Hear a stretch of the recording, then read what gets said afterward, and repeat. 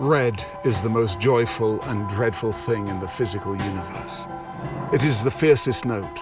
It is the highest light. It is the place where the walls of this world of ours wear the thinnest, and something beyond burns through. The scale of the Spiral Jetty tends to fluctuate depending on where the viewer happens to be. Size determines an object, but scale determines art. A crack in the wall, if viewed in terms of scale, not size, could be called the Grand Canyon. A room could be made to take on the immensity of the solar system. Scale depends on one's capacity to be conscious of the actualities of perception.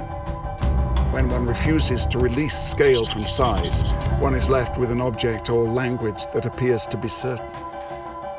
To be in the scale of the Spiral Jetty is to be out of it. One's downward gaze pitches from side to side, picking out random depositions of salt crystals on the inner and outer edges, while the entire mass echoes the irregular horizons. The Spiral Jetty could be considered one layer within the spiraling crystal lattice, magnified trillions of times. Chemically speaking, our blood is analogous in composition to the primordial seas. Following the spiral steps, we return to our origins, back to some pulpy protoplasm, a floating eye adrift in the antediluvian ocean. On the slopes of Rosal Point, I closed my eyes, and the sun burned crimson through the lids. I opened them, and the great salt lake was bleeding scarlet streaks.